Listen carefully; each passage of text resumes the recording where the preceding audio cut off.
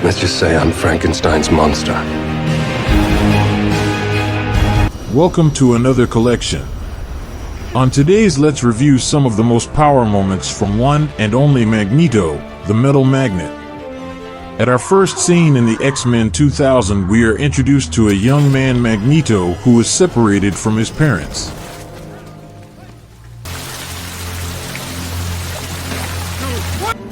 Over the years, Magneto grows to hate humans and makes it his prime goal in dominating the universe and uniting the mutants. Let's check out some of the best power moments.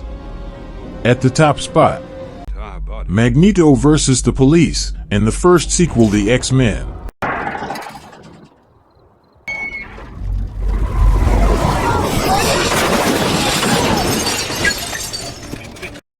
After Rogue escapes from the Young Mutant School, Magneto finds her in the train station where he overpowers Wolverine and captures her with the help of other mutants Sabretooth and Toad. As they are heading outside, they are intercepted by police officers surrounding the stations. Magneto displaces all the officers' guns and points them back at them, threatening to shoot every officer if Charles doesn't release his two accomplices Sabretooth and Toad from the mind control.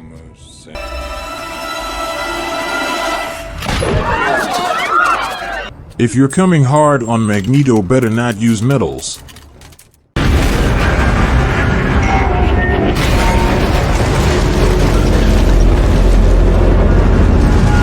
And number 2. Lifting a whole stadium. It's the year 1973 and Professor X and Magneto must send Wolverine back to the past to correct some of the most drastic events, which leads to the creation of stronger mutants by the Sentinels Company, which kills more of their kind. Magneto must join hands in order to save his own kind. At the presentation of the new Sentinels mutants, Magneto invades the event, controlling the new robots and hauling a full stadium on top of the White House. This is by far some of the epic power demonstration of what the Man of Metal can do. So much for being...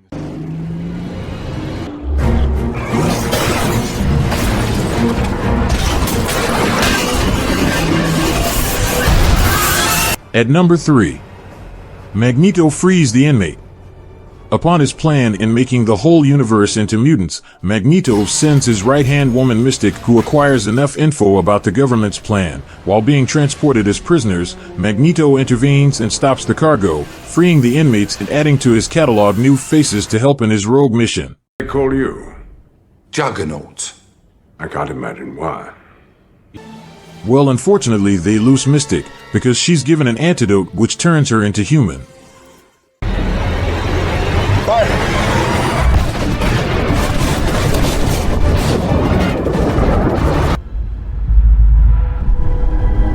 Eric, you said yourself, we're the better men. This is the time to prove it. At number 4. Protecting his own kind.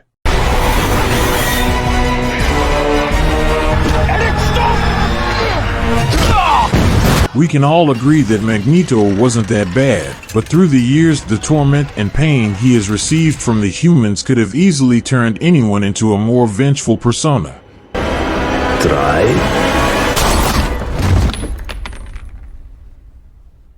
As the Cold War is ongoing between Russia and United States, they later turn their attention at an island nearby where all the mutants are located. They discharge heavy missile force targeting the mutants.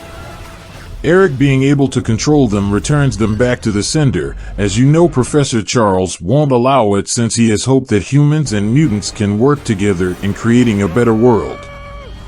They engage into a fight where Professor gets shot in the back, leaving him paralyzed.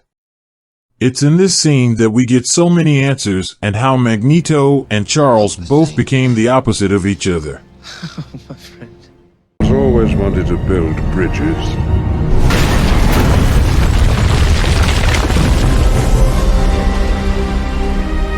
At number 5. Moving the bridge.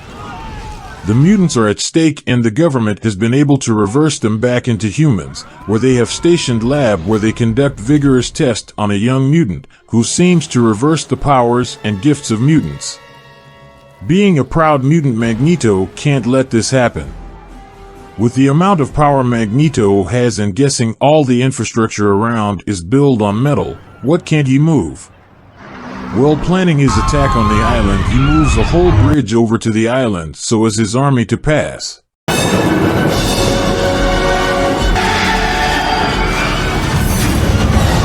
On moving to the island, he starts throwing cars at the X-Men team waiting to counter him.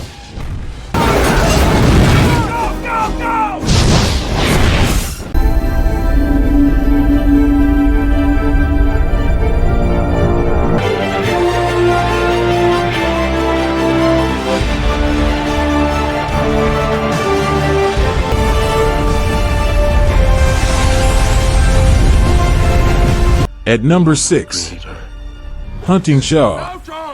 During the early years, a young Magneto, at the time known as Eric, together with his parents, were captured and detained in a Nazi camp. Shaw, being impressed by the magnetic powers of the young lad, decided to put to test his powers by killing his mother.